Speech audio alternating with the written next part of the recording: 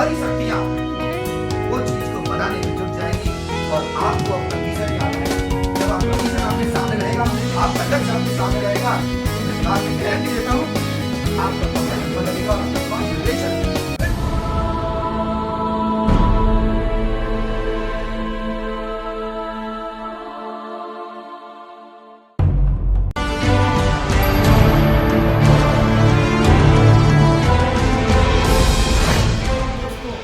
मैं Mukesh Singh Rajput, chartered accountant. जैसा कि आप जानते हैं, बहुत लंबे समय के बाद मैं आपके पास इस रूप में एक नई वीडियो लेकर आपके पास आया। दोस्तों, जैसे कि आप जानते हैं कि हमेशा स्टूडेंट को पढ़ाई करने के लिए मैं तरह तरह की टिप्स देता रहता हूँ। स्टडी मंत्रा, जो कि पिछले बार मैंने अपने यूट्यूब चैनल के लिए करीब 11 स्टडी मंत्रा आप लोगों के लिए मैंने जारी किए थे, लेकिन ये 12वां स्टडी मंत्रा बहुत दिनों बाद मैंने आपके पास लेकर आया, क्योंकि मैं आज मैं आपको पढ़ाई का एक ऐसा मंत्र बताने जा रहा हूँ जिसे जानकर निश्चित ही आप एग्जाम में सफलता हासिल करेंगे। सफलता ही नहीं हासिल करेंगे, बल्कि आप अपनी क्लास में अपने दोस्तों के साथ सबसे आगे रहेंगे। पढ़ाई करने के बारे में सोचें तो सबसे पहले अपने एक स्थान का चयन करें। आप हर कहीं बैठकर नहीं पढ़ें। अगर आपकी आदत हर कहीं बैठकर पढ़ने की है तो मैं इस बात की गारंटी दे सकता हूं कि आपको पढ़ा हुआ याद नहीं आएगा।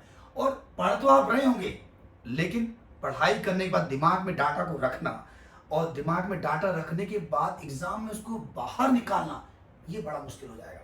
तो मैं आज, चूंकि ये हमारा सत्र एग्जाम का सत्र है, शिक्षण सत्र है, जो कि खत्म होने वाला है और जनवरी फरवरी के बाद हमारे एग्जाम की तैयारी हमारे पास सर पर आएगी, तो इसीलिए आज का ये वीडियो बनाने के लिए मैंने अपने आप को बहुत प्रिपेयर किया है। प्रिपेयर इसलिए किया ताकि ये वीडियो आपके लिए खास बन सके। तो कोशिश कीजिए, पढ़ाई एक ऐसी चीज होती है कि आप हर कहीं बैठकर नहीं कर सकते, यानी कोशिश कीजिए कि आप चेयर और टेबल दोनों का उपयोग करके उसमें पढ़ाई करें। अगर आप पलंग पर बैठकर पढ़ाई करते हैं और अपनी किताबों को पलंग पर रखते हैं दोस्तों, तो इससे आपको रिजल्ट अच्छे नहीं आएंगे। क्यों नहीं आएंगे? क्योंकि जो हमारी किताबें होती है, हमारे मटेरियल होता है, आने वाले भविष्य में वही हमको खाना देगा, वही हमको रोजगार देगा। ये हमारे ग्रंथ हैं। अगर हम इनको रिस्पेक्ट करेंगे तो ये भी हमें रिस्पेक्ट करेंगे। अगर पढ़ाई करने वाली किताबों को आप बिस्तर पर रखेंगे तो कभी भी आप अच्छी विद्या आपके दिमाग में नहीं आएगी दोस्तों। इसलिए कोशिश की, जब भी आप पढ़ाई करने बैठे तो कुर्सी का उपयोग करें, टेबल का उपयोग करें। और तीसरी बात, हमेशा क्या पढ़ाई करना है इसके लिए टाइम टेबल बनाएं। जब तक आप टाइम टेबल नहीं बनाएंगे, आपका सिलेबस आपके सामने नहीं होगा, आपको पता नहीं चलेगा आपको क्या पढ़ाई करना है, कितनी पढ़ाई करना है। इसलिए मैंने अपनी CA pass the real story किताब में स्पष्ट बताया है, if you want to success you need a good time table, not a good, you need a magic time table. अगर आप मैजिक टाइम टेबल के बारे में जानना चाहते हैं तो मेरी CA pass the real story किताब एक बार जरूर पढ़ के देखें। उसमें आपको मैजिक टाइम टेबल के बारे में मिलेगा।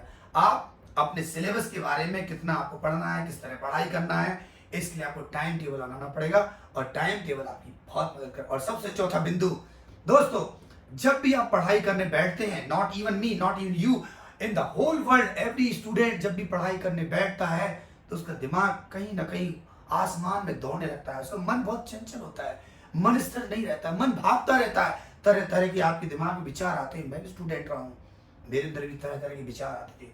डियर फ्रेंड्स, अगर इन विचारों को रोकना चाहते हो और अपनी पढ़ाई में कंसंट्रेशन लाना चाहते हो तो जो आपकी स्टडी टेबल है उसके ठीक सामने एक बड़ा सा पोस्टर लगा दीजिए।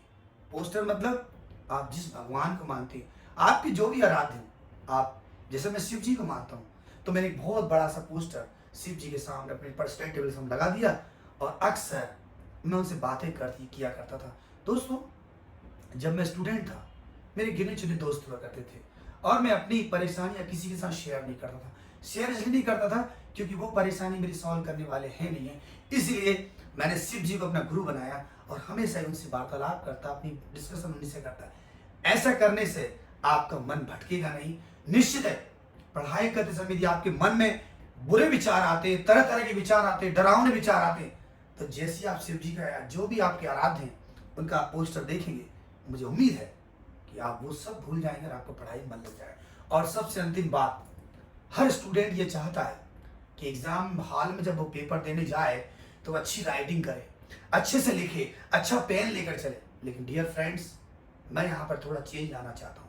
यदि आप एग्जाम में अच्छा परफॉर्मेंस देना चाहते हैं, अच्छा लिखना चाहते हैं, तो कोशिश कीजिए जो रफ कार्य होता है ना घर में, जो रफ काम करते हैं, फेयर नहीं करते हैं, तो रफ काम को फेयर की तरह करें। अगर आप रफ काम को फेयर काम की तरह करेंगे तो आपको फेयर करने की आदत पड़ जाएगी। और जब एग्जाम पेपर हॉल देने जाएंगे तो आपके मस्तिष्क को बार बार ये याद दिलाना नहीं पड़ेगा कि मैं एग्जाम देने आया हूँ और मुझे फेयर तरीके से लिखना चाहिए, क्योंकि आपकी आदत पड़ चुकी हो चुकी होती। तो अगर आप रफ काम को फेयर काम करेंगे तो मेरी बात निश्चित है कि आपको आदत पड़ जाएगी, और जब आदत पड़ जाएगी तो एग्जाम हॉल में आपको बहुत अच्छे नंबर आएंगे। ये 5 छोटी छोटी टिप्स थी जो मैं आज आपके सामने लेकर आया था। और छठवीं टिप्स मैं बोनस में देना चाहता हूँ डियर फ्रेंड्स, कि जब भी आप पढ़ाई करें और जब भी आपका मन भटके तो मैंने आपसे कहा है आराध्य का पोस्ट लगाएंगे, लेकिन उसके साथ मैं ये भी लिखना चाहता हूँ जो आप बनना चाहते हैं।